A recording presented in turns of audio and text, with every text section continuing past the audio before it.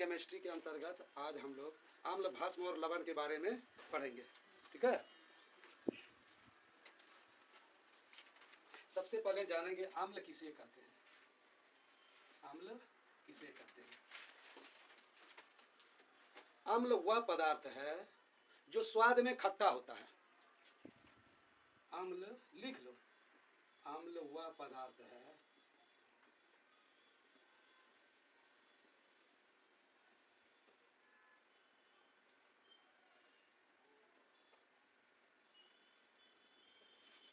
अम्ल वह पदार्थ है जो स्वाद में खट्टा होता है। हो गया। देखिए भस्म, भस्म वह पदार्थ है जो स्वाद में कड़वा होता है। सबसे पहले हम लोग यही परिभाषा जानते हैं, अम्ल स्वाद में खट्टा होता है और भस्म जो है स्वाद में कड़वा होता है। खट्टा तो से तो वाकिफ है, जो चीज़ तुम खाती है तो अगर स्वाद में खट्टा लगता है तो हम समझ जाएंगे कि यह अम्ल है। ठीक है। और भस्म हुआ है जो स्वाद में कड़वा होता है। कड़वा पता नहीं चलता, कड़वा जैसे नीम का पत्ता खाते हैं, कड़वा लगता है ना, यही हो गया कड़वा। तो सबसे पहले ये जो परिभाषा दिया गया, तो ये दिया गया स्वाद के आधार पर। क्या दिया गया? स्वाद के आधार पर। स्वाद के आधार पर परिभाषा दिया गया कि अम्ल वह पदार्थ है जो स्वाद में खट्टा होता है, भस्म वह पदार्थ है जो स्वाद में कड़वा होता है। अब स्वाद में खट्टा होता है वो क्या क्या चीज है? इमली नहीं, नींबू, सेब, सब चीज, सेब, आम, सब हो गया, सब हो गया। ठीक है, ये चीज स्वाद में खट्टा हो। पदार्थ क्या है? पदार्थ वो पदार्थ जिसमें द्रव्यमान हो, जो स्थान घेरता हो, जिसमें आयतन हो, जो अवरोध उत्पन्न करता हो, वह पदार्थ है। ठीक है, तो वे सारे पदार्थ जो स्वाद में खट्टा होगा तो वह उसको हम अम्ल की श्रेणी में रखेंगे। कोई दिक्कत है? अब आ गया एक रसायन शास्त्री जिसका नाम था आरहेनियस। आरहेनियस, आरहेनियस रसायन शास्त्री था।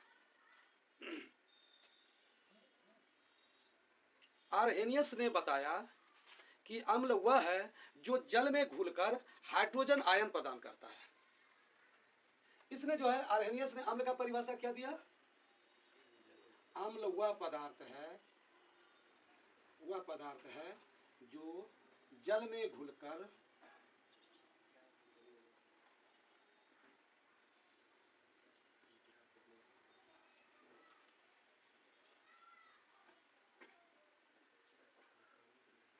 हाइड्रोजन आयन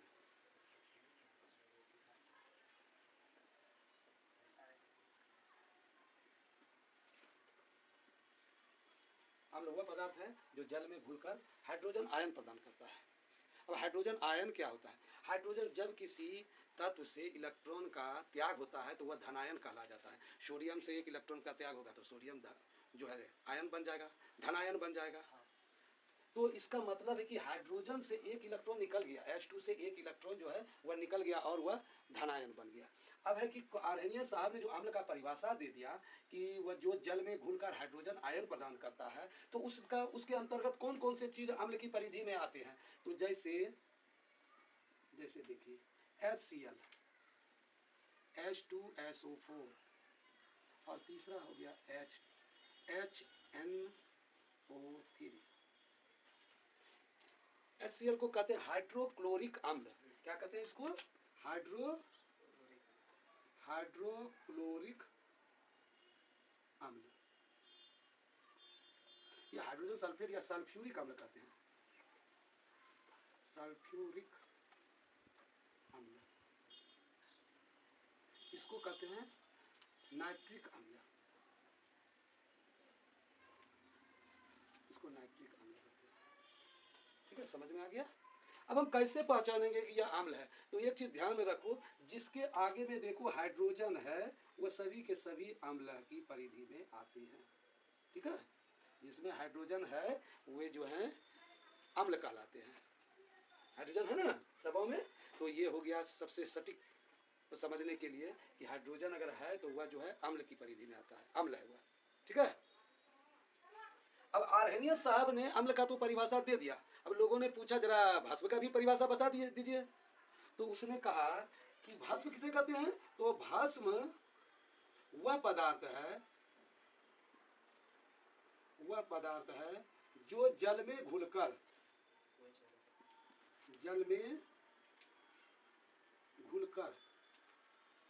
हाइड्रोक्साइड आयन प्रदान, ऋण आयन, ये क्या है, हाइड्रोक्साइड आयन। तो हाइड्रोक्साइड आयन का मतलब यह ऋण आयन से है, OH माइनस प्रदान करता है, OH माइनस आयन प्रदान करता है।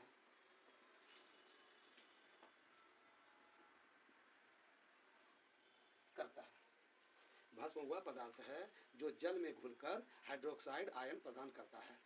अब इसके अंतर्गत भस्म कैसे जानेंगे, पहले तो लोगों ने स्वाद के आधार पर बता दिया, स्वाद को चखेंगे और अम्ल का परिभाषा हम बता देंगे कि अम्ल है कि भस्म है, इसका स्वाद का। अब बात है कि सब चीज अगर दुनिया की हर एक वस्तुओं को अगर स्वाद चख के अगर बताना शुरू करेंगे तो एक दिन तो मेरी मौत भी हो सकती है। यदा कदा कोई भी चीज हम चख के देखेंगे स्वाद है, खट्टा है कि कड़वा है, तो मेरी जान जा सकती है। इसलिए आर्हेनियस साहब ने उसको समझना बहुत आसान कर दिया अपनी परिभाषा में कि अब जो है चखने की जरूरत नहीं है, अब सीधे जानिए कि जो जल में घुलकर हाइड्रोजन आयन प्रदान करेगा तो वह अम्ल कहलाएगा, और जो जल में घुलकर हाइड्रोक्साइड आयन प्रदान करेगा वह भस्म कहलाएगा। क्लियर कर दिया। अब चखने की कोई बात नहीं है, नहीं तो मेरी मौत हो जाएगी, ठीक है ना। तो आर्हेनियस साहब ने इस तरह का परिभाषा अम्ल और भस्म के बारे में दिया। तो ये चीज ध्यान रखिए कि अम्ल क्या है, तो जल में जब घुलेगा तो हाइड्रोजन आयन प्रदान करेगा, H+ आयन देगा, और भस्म किसे कहते हैं, जब जल में घुलेगा तो OH- आयन प्रदान करेगा। क्लियर है। चलिए मिटा दें।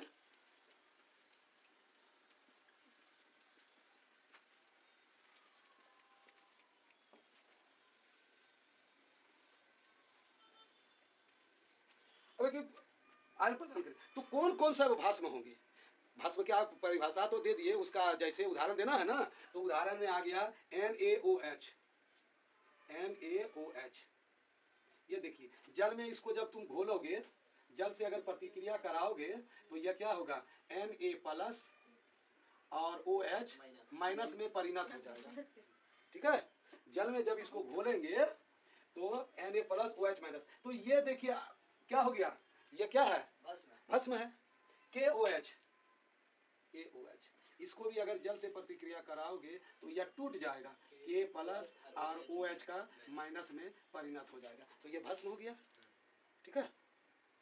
अब आ गया एक परिभाषा और देखिए, MgOH2। इसको जल से अभिक्रिया कराओगे तो क्या होगा, Mg2+ और OH- होगा ना। दो आयन ये दे रहा है, इलेक्ट्रॉन का त्याग कर रहा है, समझ में आ गया। तो इस तरह से अम्ल और भस्म की परिभाषा हमारा कंप्लीट हो गया। स्वाद के आधार पे अम्ल कहते हैं, जिसमें का स्वाद खट्टा होगा तो हम अम्ल कहेंगे, जिसका स्वाद कड़वा होगा उसको हम भस्म कहेंगे। आर्हेनियस साहब आए रसायन शास्त्री, उसने क्या कहा कि अगर किसी पदार्थ में को अगर हम जल से अभिक्रिया कराते हैं तो अगर वह पूर्ण रूप से जल में घुलकर अगर हाइड्रोजन आयन प्रदान करता है, H+ आयन प्रदान करता है, तो वह क्या होगा, अम्ल होगा। और अगर जल में घुलकर ऑक्साइड आयन प्रदान करे, OH- आयन प्रदान करे, तो हम उसको भस्म कहेंगे। तो तुम देख लिए, ये सब चीज देख लिए, ठीक है।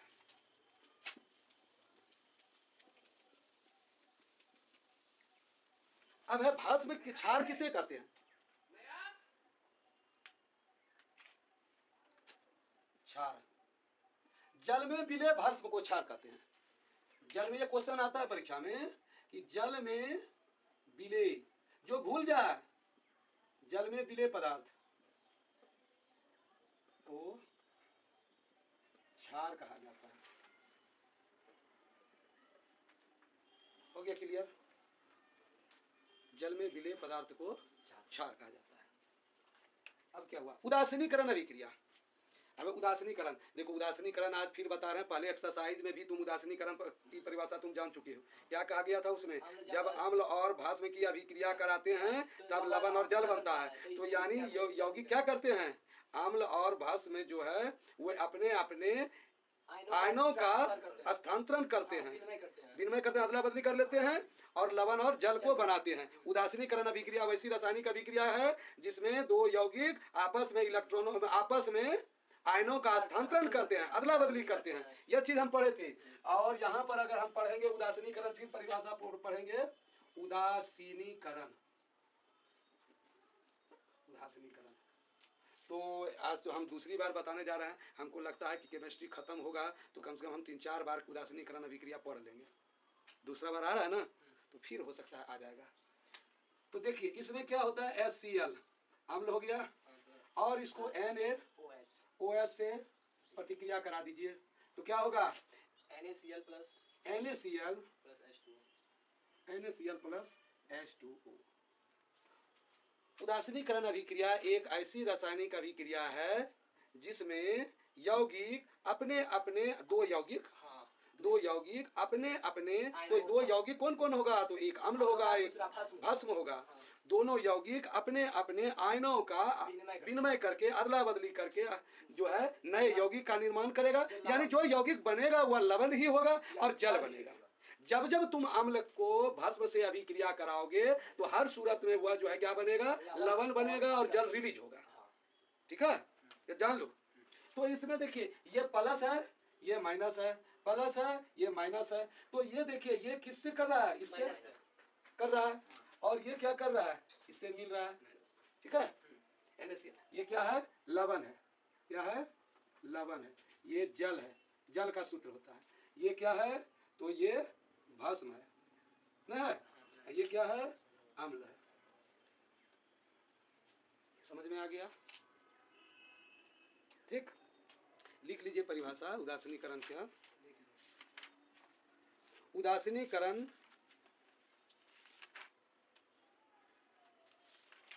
अभिक्रिया एक ऐसी रासायनिक अभिक्रिया है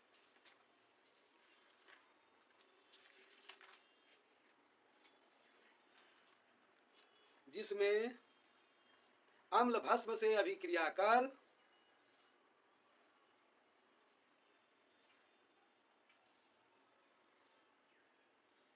लवण और जल बनाते हैं।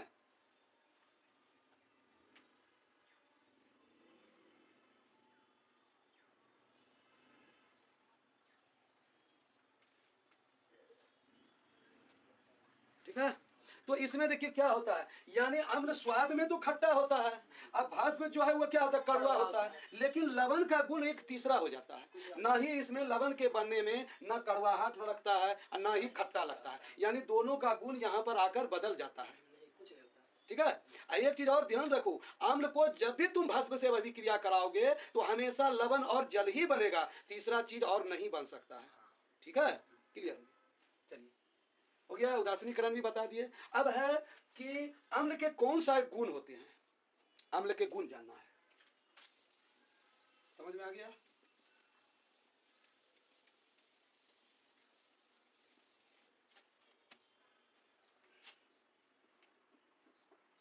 अम्ल के गुण, पहला क्या है भाई, अम्ल के गुण में आ गया पहला, ये इसका स्वाद में खट्टा होता है, स्वाद में खट्टा होता है, जल में घुलकर हाइड्रोजन आयन देता है, स्वाद में खट्टा होता है। यह जो है विषैला होता है, दूसरा है विषैला होता है।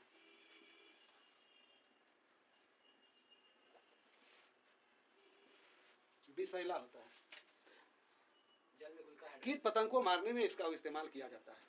ठीक है, तीसरा हो गया ये संक्षारक होता है। संक्षारक, संक्षारक क्या हो गया, जंग लगने से बचाता है। बैटरी में, बैटरी देखते हैं इन्वर्टर जो होता है उसमें जो है सल्फ्यूरिक अम्ल रहता है, तो सल्फ्यूरिक अम्ल क्यों मिलाया जाता है, उसके जो प्लेट होते हैं उसमें जंग ना लगे। ठीक है, तनु सल्फ्यूरिक अम्ल रहता है। देखो सल्फ्यूरिक अम्ल के दो वेराइटी हो गए, एक है तनु सल्फ्यूरिक अम्ल 2SO4 और एक हो गया सांद्र H2SO4। ये गाढ़ा होता है, क्या होता है, ये गाढ़ा होता है, गाढ़ा होता है। गाढ़ा होता है कि यानी पानी की मात्रा कम होती है, इसमें जो है पानी की मात्रा कम होती है, आइस में पानी की मात्रा ज्यादा होता है।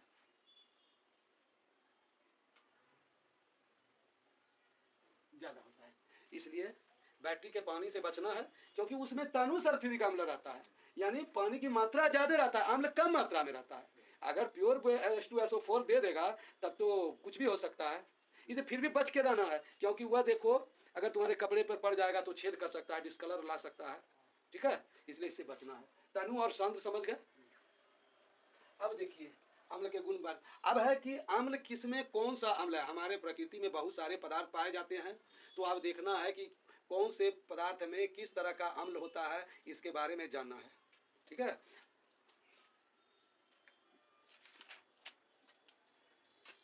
हो गया ये संचारक समझ लिए, विषैला समझ लिए, स्वाद में खट्टा होता है समझ लिए, ठीक है। ये बैटरी का पानी बैटरी में दिया जाता है, बैटरी में दिया जाता है, विषैला होता है कीट पतंग को मारने में यह सब का इस्तेमाल किया जाता है, ठीक है। आएगा 2 नंबर में क्वेश्चन आएगा, अम्ल के 2 उपयोग बतावे, भस्म के 2 उपयोग बतावे, ये भी क्वेश्चन पूछ सकता है। तो पदार्थ, और उसमें देखिए यहाँ लिखते हैं हम पदार्थ, और इधर लिखते हैं कि पदार्थों में कौन से अम्ल पाए जाते हैं। नहीं, अम्ल के बहुत सारे प्रकार है ना। देखिए अब देखिए सबसे पहले आता है परीक्षा में, इमली में कौन सा अम्ल है? टर्ट्रिक अम्ल है, टर्ट्रिक अम्ल है, ठीक है। सेब में कौन सा अम्ल है? मेलिक अम्ल है, मैलिक अम्ल। और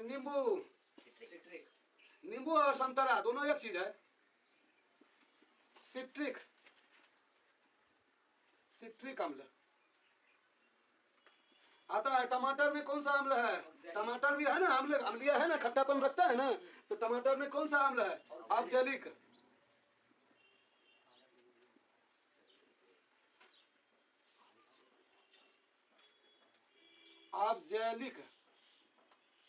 ऑक्जेलिक अम्ल है, याद रखना, परीक्षा में पूछ देता है, ये सारे चीज का जानोगे।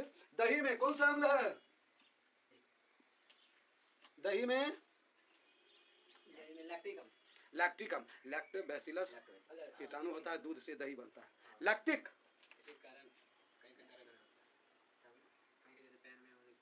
लैक्टिक अम्ल, ये जान जाइए, याद रखना है, आपके लिए उपयोगी है। अब देखिए चींटी, लाल चींटी,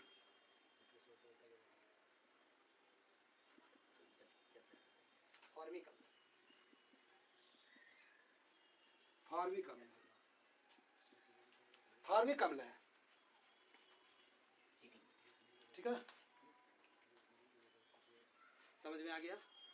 याद रखना है ये सब चीज, परीक्षा में 1 नंबरिया में पूछ देगा, सेब में कौन सा अम्ल है, संतरा में कौन सा अम्ल है, दही में कौन सा अम्ल है, नींबू में कौन सा अम्ल है, या पूछ देगा तुमको 1 नंबरिया में। ज़्यादा करके इमली, टमाटर ये सब पूछता है। और लाल चींटी, ये बहुत इंपॉर्टेंट है, लाल चींटी तुमको काट लेता है ना, काट लेता है तुमको, देखो दर्द होना शुरू हो जाता है, लहरने लगता है। इसका मतलब क्या? उसके जो डंक मारता है, डंक में फॉर्मिक अम्ल है, तो फॉर्मिक अम्ल जो है क्या करता है, वह हमारे शरीर में घुसेड़ देता है, इसलिए हमारे शरीर में जलन होना शुरू कर देता है। तो इसके लिए हम जलन से बचने के लिए क्या करते हैं, एंटासिड का टेबलेट खाते हैं, वह जलन समाप्त हो जाता है, ठीक है। समझ में आ गया।